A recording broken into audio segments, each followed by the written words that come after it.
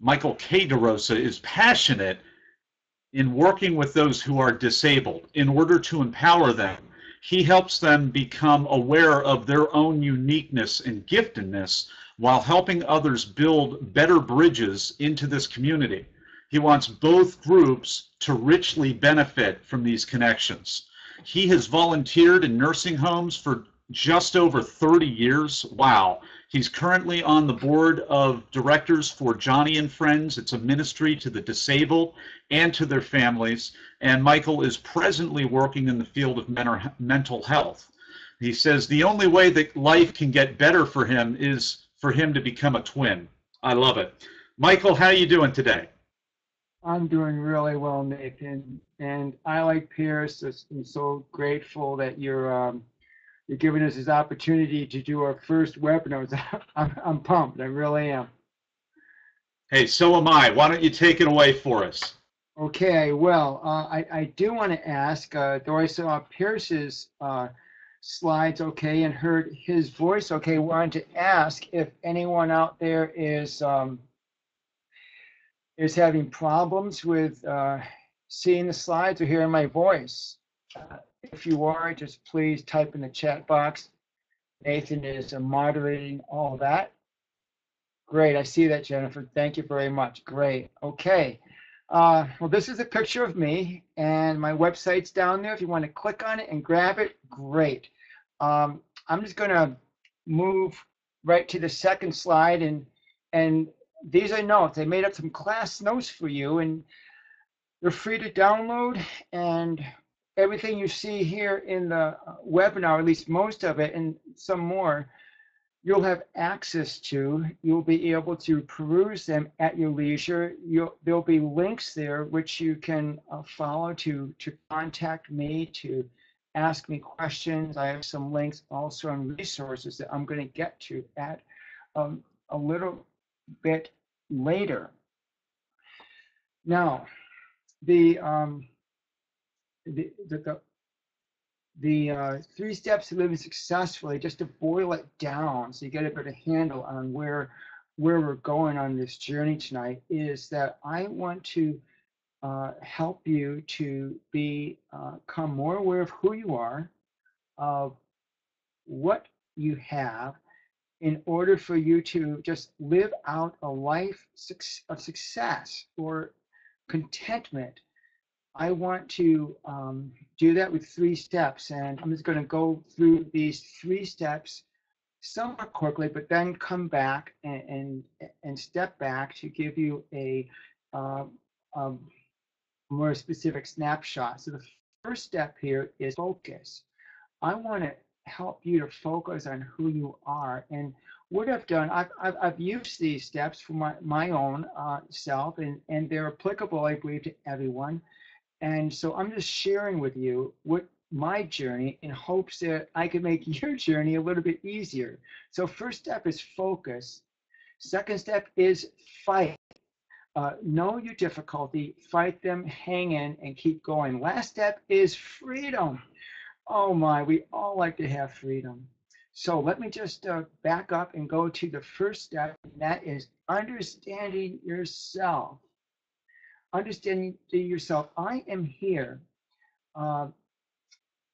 not asking you to define yourself, like what you do for a job or what role you play, because one day that's not going to matter. You're going to lose a job or lose a relationship, and it's not going to matter. You're going to be left with who you are.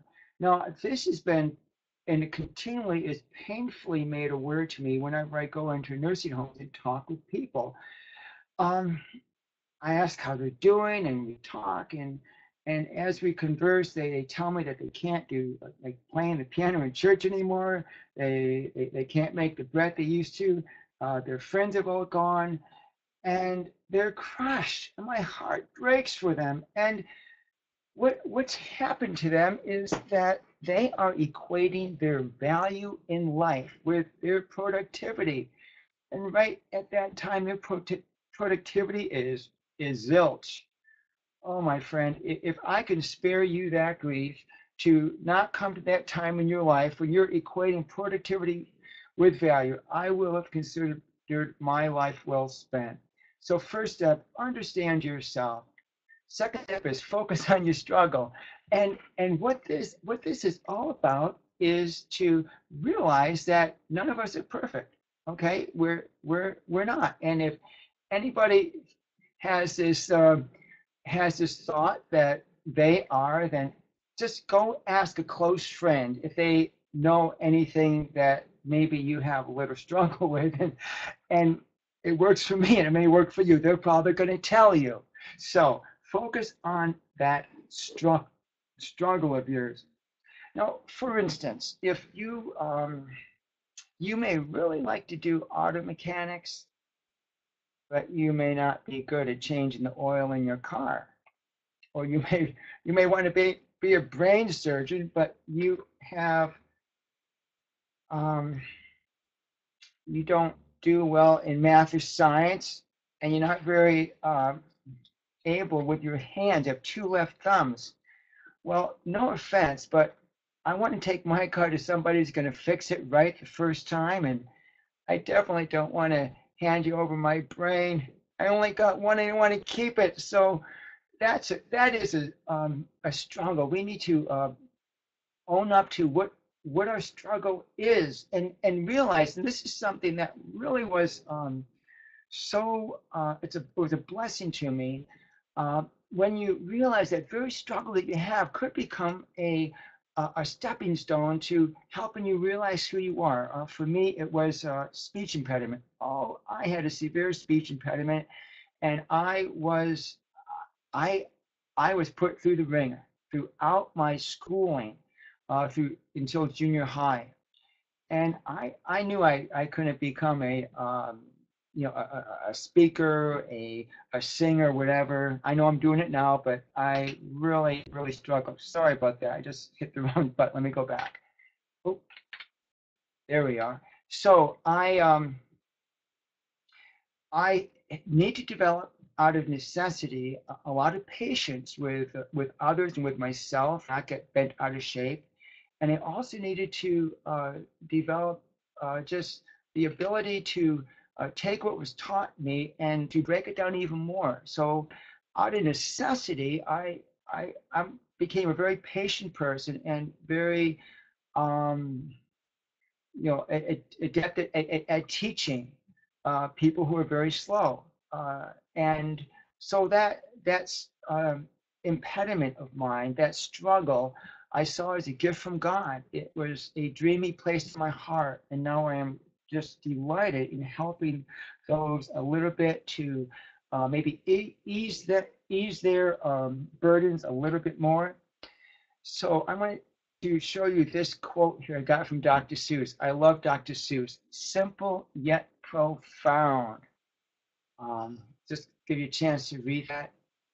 It's so neat. He did it when he wished someone happy birthday. So you might want to write that down to put it in a birthday card. So let me tell you, a lady friend of mine, she's now deceased, Cirilla. She was a lady of charm and contentment. When I first got to know her, she lived in a fairly large home. And then through the time I got to know her, she continually decided that she needed to downsize. So her mobility was decreasing all the time. She gave up stuff, never gave up her contentment or her charm. And she was a role model to me. And it was a blessing to visit her as she sat in that assisted living bedroom, just making stuff for people who came to visit. And the one thing I knew about Cirilla was she knew who she was. She accepted her limitations as a gift from God, and she was satisfied with life. And that's what I believe people want. It's not a bigger paycheck or fame, success. It's satisfaction. It's satisfaction. So the next two slides I'm going to go through quickly and then take a step back is pick the right fight. Know who you are, and then pick the right fight. Know what you're up against, and then don't quit. Don't quit. What I mean here is that the problems that you are citing may not be the problems you need to deal with. Yeah. And that is so true. You could become so wrapped up with expending energy, with contending with something that is not necessary. And I'm going to tell you how to discern what the root problem is, or at least begin to help you understand it in a couple slides following. But you will expend the same amount of energy fighting the wrong fight as the right fight. So be wise, be smart, and pick the right fight, and then don't quit. I have a friend, George, who came to me one day, and he was blowing off steam, and he was talking a mile a minute, and I never knew someone could talk nonstop for so long with only one breath. So I just prepared myself to jump in gently, but nevertheless, I was there enough to get into that conversation. Well, he came up for air, and I said, George, and we began a dialogue. And in the process, he discovered that what he was complaining about, other people were dumping on him, and the place he was living wasn't right, and if they only had this or that, life would be so much better. He was able to see that his problem was really not what he came in for, but it was his attitude, his perception of it. And I was blessed to be able to be a part of his life at that time. So this is a tool that I use that can be used. It's fairly easy. I call it the why tool. If you ask yourself these questions, you'll be able to get to the root or closer to the source of your problem. And it goes something like this. Let me give you, for instance, let's say you come to me and say, Michael, I don't like my job. And I'll say to you, why is that? And you say, well, the boss, he's always picking on me to do all this stuff. And I'd say, why is he doing that? And you'd say, well, because he never asks anyone else. He comes to me first and foremost. And I go, really? Why doesn't he talk to other people? And you'd say, because they tell him no. They tell him that he already has enough stuff laid in the lap, and if he expects them to do any more, then he just better forget it. Find somebody else. And I don't like it. And I go, oh, I see. And then I would ask the question, well, why don't you tell him no? So the problem that person came to me with was the problem was the job. It was someone else, or it could be something else. But the root problem was that his inability to say no. We don't need to be victims, my friend, of circumstances, of people, events. In fact, I just read a stat that 71% of people are dissatisfied with their work. I believe it was a Gallup poll. Now, I know people who are dissatisfied and they fix it by going to different jobs. I also know people who are dissatisfied with their relationships, and they, in Hollywood, are, unfortunately, a very bad or good example, however you want to look at it, of being dissatisfied going from one relationship to another, when the real source of our problem is our perception, is our approach to it. And by asking these questions, you can get down to that which really matters. And I'm here to help you. If I can do anything to help you, please contact me. I'd be delighted to have that part in your journey. So the next step is freedom. Now, freedom gives us the motivation to keep on going, to once we discover our focus and getting through fight, that we have freedom. And I like to spell freedom like this, okay? It's hope. Hang on patiently, enduring. And we can do that with excellence.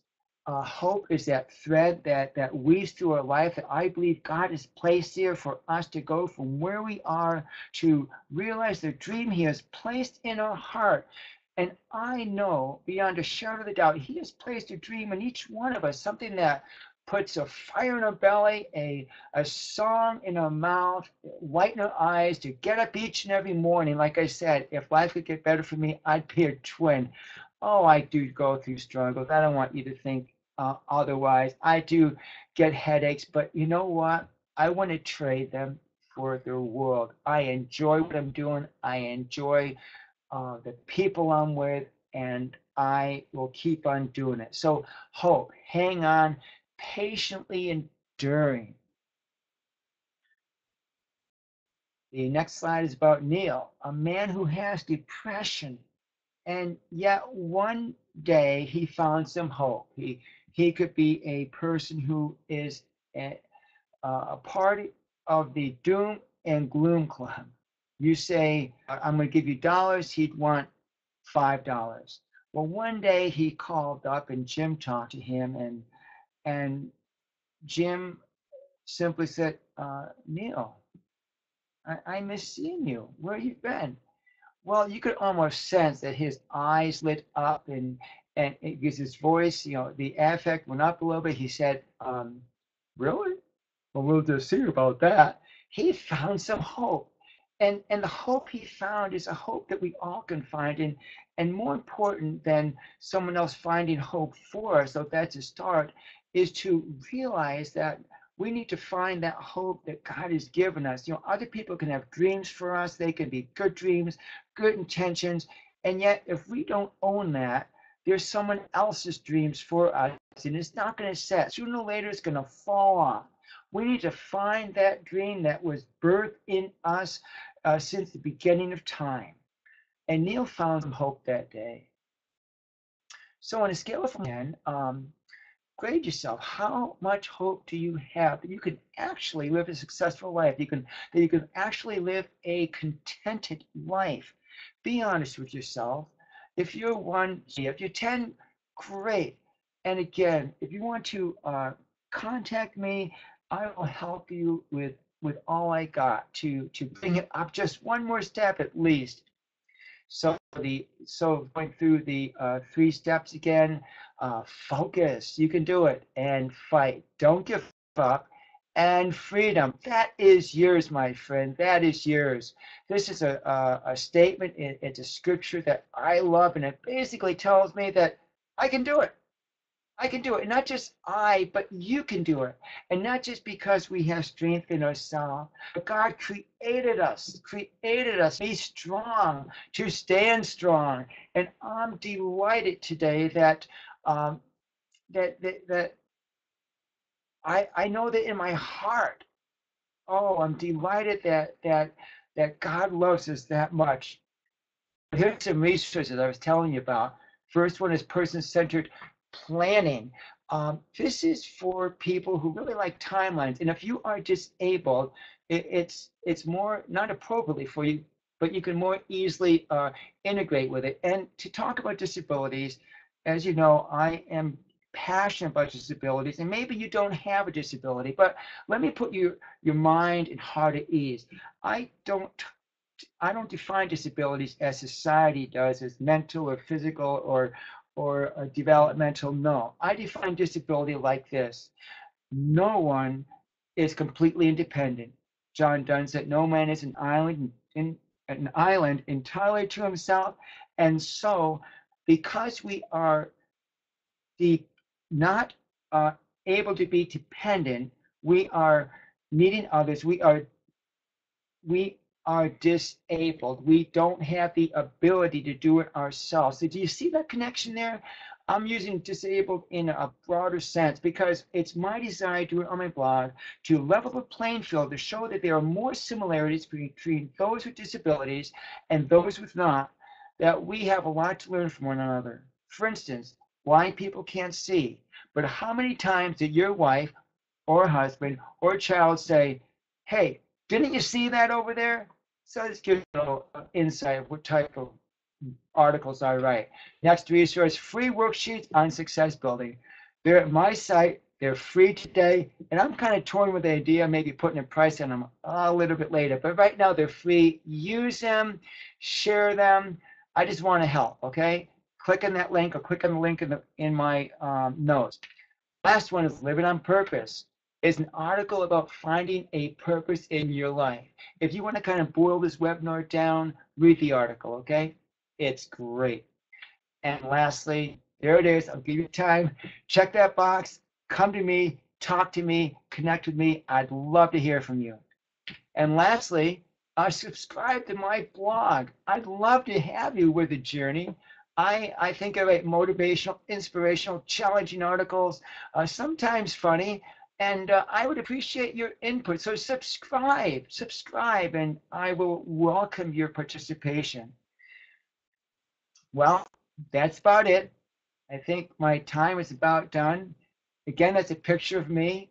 That's my blog. And I just want to thank you all for being here. And Nathan, kudos to everything that you've done. And I really appreciate this opportunity.